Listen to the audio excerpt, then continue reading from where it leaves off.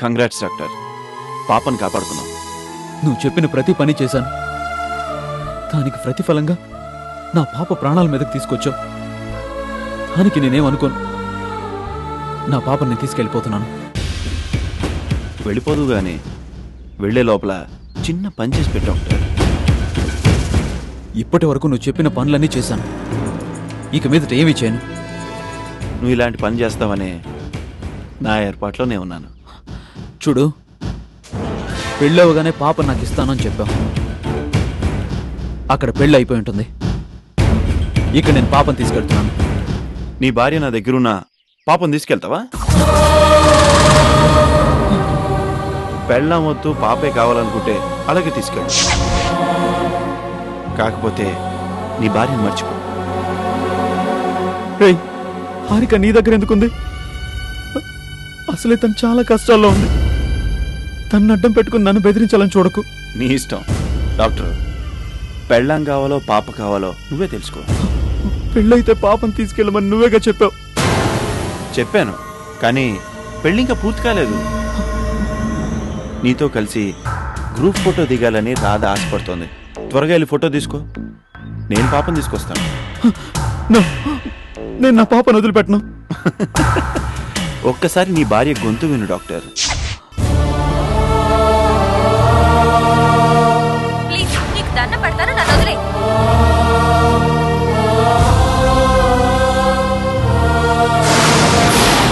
Please నన్ను వదులు, నన్ను విడిచిపెట్టు.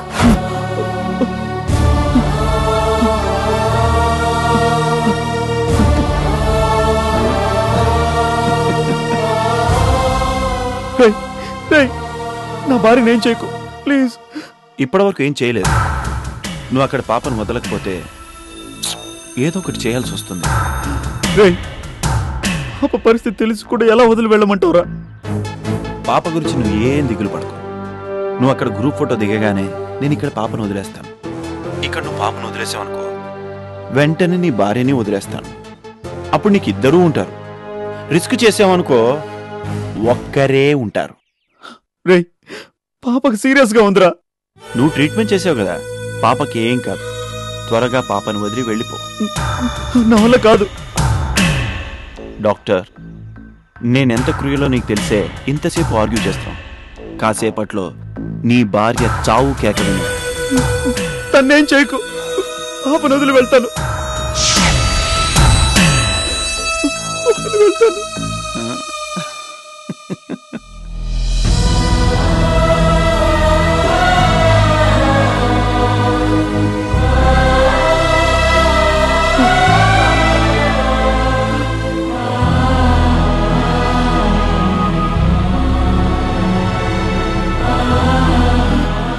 సారీ,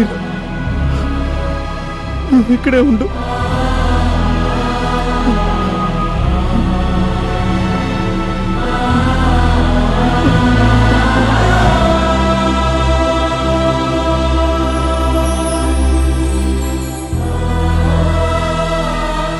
నేను నిన్ను మళ్ళీ తీసుకెళ్తాను.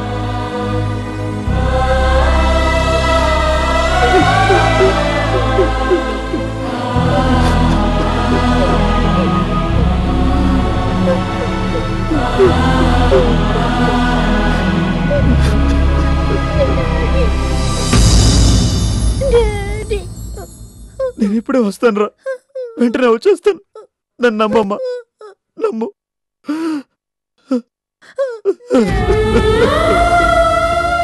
నేను ఇప్పుడే వచ్చేస్తానమ్మా. జాగ్రత్త, అంకులు వస్తారు, సరేనా?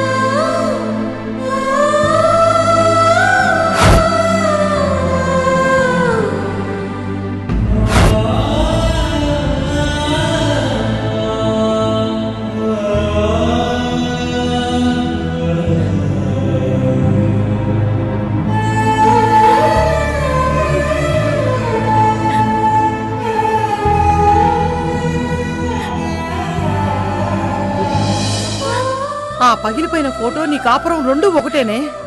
ఎప్పటికీ అతుక్కో. ఆ దేవుడికి నీ మీద అంతో ఇంతో జాలుంది కాబట్టి మీ ఆయన నిజస్వరూపం నీకు తెలిసేలా చేశాడు. ఇప్పటికైనా జరిగింది మర్చిపో. నీ బతుకు నువ్వు బతుకు. ఎలా బతకను పిన్ని? నాకు లోకమే ఆయన అయినప్పుడు ఆయన లేని లోకంలో బతికెక్కడుంటుంది?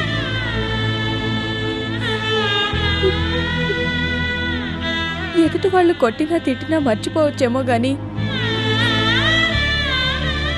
వాళ్ళ మీద పెట్టుకున్న నమ్మకాన్ని వమ్ము చేస్తే తట్టుకోలేం పిన్ని.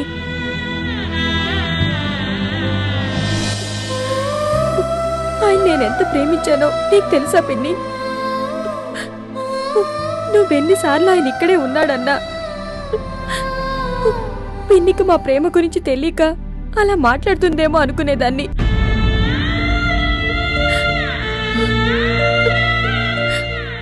ఆయన మొదటిసారి నేను ఏం కోరిక కోరుకున్నానో తెలుసా? మీ మనసులో నాకు స్థానం ఇవ్వకపోయినా నేను తట్టుకోగలను గాని ఇంకొకరికి స్థానం ఇస్తే నేను భరించలేనని చెప్పాను పిన్ని. అప్పటి నుంచి ఆయన నేనేమి అడగలేదు. ఒక భార్యగా నేను అలా కోరుకోవడం తప్ప పిన్ని? పోనీ నాతో కలిసి బతకడం ఇష్టం లేదని చెప్పుంటే పాప కోసమైనా ఈ ఇంట్లో ఏదో ఒక మూలపాటుండేదాన్ని. కానీ నమ్మించి మోసం చేశాడు పిన్ని.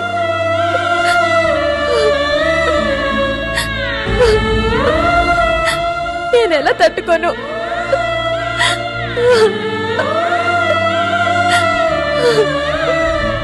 తట్టుకోవాలే, తప్పదు. ఆడదాని మనసు అగాధం అంటారు గాని అది అబద్ధమే. ఆడదాని మనసు ₹1 పెట్టుకునే ఎక్కాల పుస్తకం లాంటిది. అందరూ తేలిగ్గా చదవగలరు. అంతకంటే తేలిగ్గా మనల్ని మోసం చేయగలరు. మనమే దాన్ని భరించలేని బలహీనులం.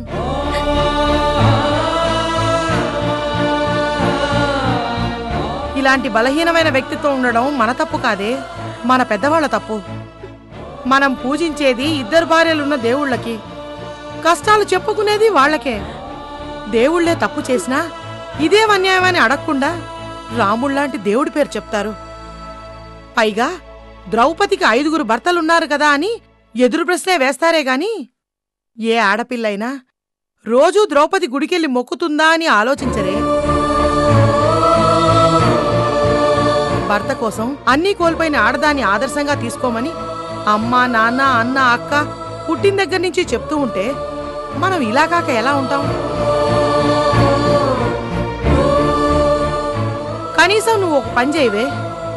నీ కూతురికి ఈ ఆచారాలన్నీ చెప్పకు. భర్త పోయినా బాధల్ని తట్టుకొని దేశాన్ని పాలించిన ఇందిరాగాంధీ గురించి చెప్పు. చంద్రమండలంలోకి అడుగుపెట్టిన ఒక అమ్మాయి గురించి చెప్పు. 100 కోట్ల జనాభా ఉన్న దేశానికి రాష్ట్రపతి అయిన ఒక మహిళ గురించి చెప్పు. అప్పుడైనా దానికి బలమైన వ్యక్తిత్వం వస్తుంది.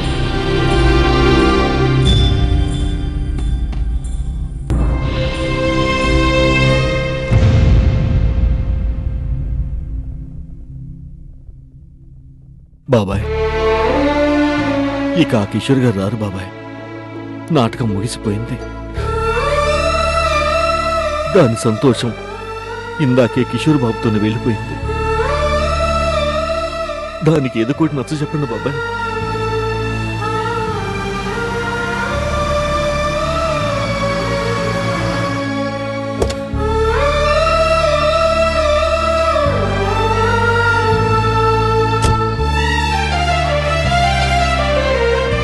వాడు ఎలాగో పాపనివ్వలేదు,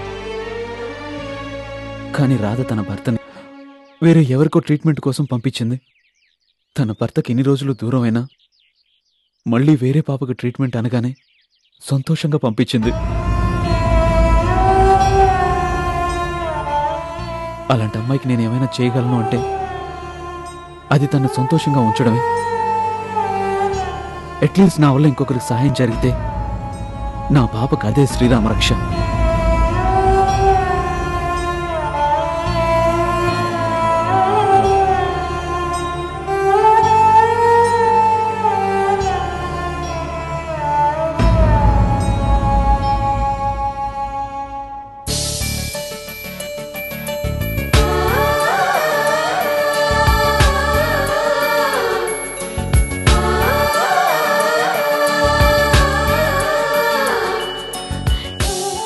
ఏమండి,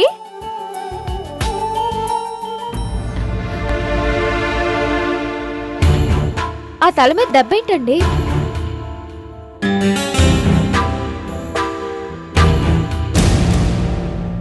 ఏం లేదు, జస్ట్ గోడ గుద్దుకున్నాను. ఏదైనా మందు వేసుకున్నారా? వేసుకున్నాను. మీరే డాక్టర్ కాబట్టి ఏమీ కాదులేండి. పెళ్లి ఎంత ఘనంగా జరిగిందో తెలుసా? సారీ రాధా, ముహూర్తం లోపలే వద్దాం అనుకున్నాను, కుదరలేదు. అబ్బా, మీరు సారీ చెప్పడం ఏంటండి? ఆ పాపకి ఎలా ఉంది? ప్రాణానికి ఏం ప్రమాదం లేదు. మీ చేతులతో వైద్యం చేస్తే తిరుగులేదని అందరికీ తెలుసులేండి. ఇందాకటి నుంచి మీకోసం అందరం ఎదురు చూస్తున్నాం.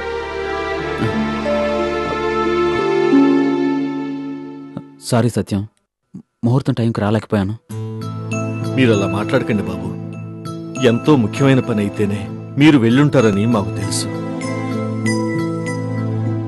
అవన్నీ మనం ఇంటికెళ్ళి మాట్లాడుకోవచ్చు. ముందు బాబు గారితో ఫోటో దిగండి.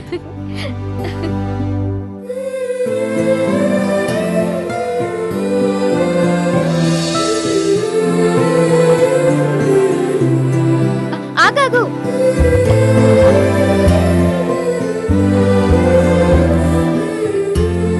నవ్వండి.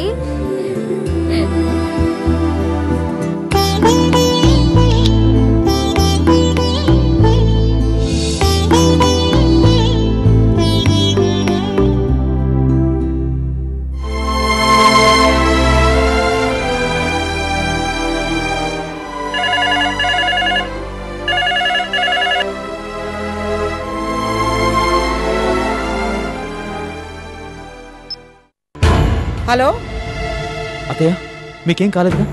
సేఫ్గానే ఉన్నారుగా? మంచి ప్రశ్నే అడిగావు నాయనా. అది బతికిందో చచ్చిందో తెలుసుకోవడానికే చేశావా? అత్తయ్య, నేను చెప్పేది వినండి. మిమ్మల్ని వదిలేశారా? అసలు జరిగిన విషయం ఏంటంటే, నువ్వేం చెప్పనవసరం లేదు. అంతా మా కళ్ళతోనే మేము చూసాం కదా, ఇంకా నువ్వు చెప్పాల్సిన పని లేదు. హలో హలో,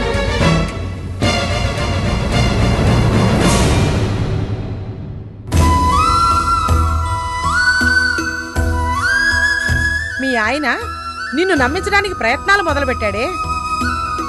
ఒకసారి ఎలాగో మోసపోయావు, ఇప్పుడైనా మేలుకో.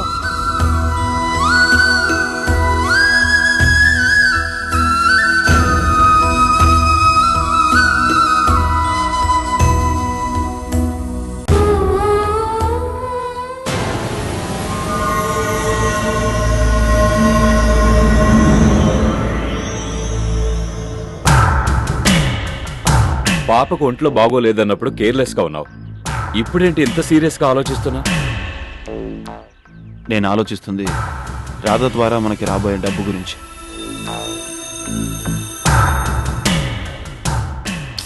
అవునులేరు, 1 కాదు 2 కాదు 100 కోట్లు ఒకేసారిగా వస్తే ఏం చేయాలో అర్థం కాదు. అందుకే ఇప్పటి నుంచి ఆలోచిస్తున్నాను. నీది ఓవర్ కాన్ఫిడెన్స్ అని అన్నాం, కానీ అంత ఆస్తి రావాలంటే ఈజీ కాదు. ముందు రాధని 2వ పెళ్లి చేసుకోవాలి, తర్వాత ఆస్తిని ట్రాన్స్ఫర్ చేయించుకోవాలి. ఈ లోపల నీ మీద ఉన్న కేసులని ఎత్తివేయాలి.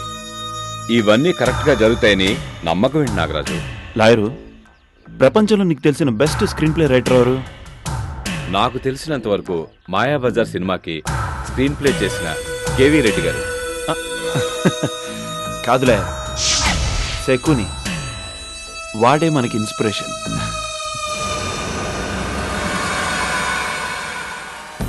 మనం బయటే ఉన్నాం, కానీ శకుని చెరసాలలో ఉన్నాడు. ముందు అతను బతకాలి, తర్వాత కౌరవులతో క్లోజ్ అవ్వాలి, ఆ తర్వాత పాండవులకి కౌరవులకి మధ్య క్లాష్ తేవాలి. మంచివారైనా సరే సొంత అన్నదమ్ముల్ని చంపేంత కసిని పాండవుల్లో పెంచాలి. యుద్ధం చేయించాలి, తన శత్రువులందరినీ చంపించాలి. ఎంత లాంగ్ ప్రాసెస్ చూసావుగా. బట్ శకుని అనుకున్నది మాత్రం సాధించాడు. నేను అంతే, రాధ దగ్గర ఆస్తి కొట్టేస్తా.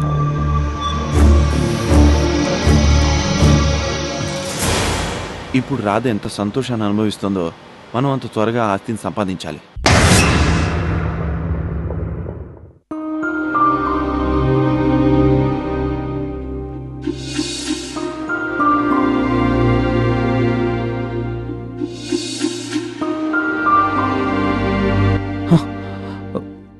గ్రూప్ ఫోటో తీయించుకోగానే పాపనిచ్చేస్తానని చెప్పాడు. ఇంతవరకు ఫోన్ చేయలేదు. అక్కడ హారిక పరిస్థితి ఎలా ఉందో. ఛా, వాడు ఫోన్ చేసి పాపనిచ్చేస్తే ఈ నరకం నుంచి విముక్తి కలుగుతుంది. ఏమండి, ఒకసారి కిందకి రండి, దిష్టి తీస్తాను. ఏ రోజు నువ్వు నన్ను చూసావో ఆ రోజే నాకు దిష్టి తగిలింది రాదా. ఆ దిష్టిని పోగొట్టడం ఆ దేవుడి వల్లే అవుతుంది.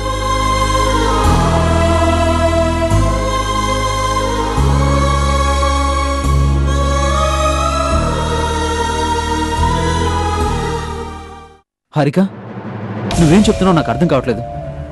నిన్ను కిడ్నాప్ చేశారు కదా? నన్నెవరూ కిడ్నాప్ చేయలేదు. అసలు పాప నీ దగ్గర ఉందా, లేకపోతే నీ సరసాల గడ్డొస్తుందని పాపని పీక పిసికి చంపేశావా?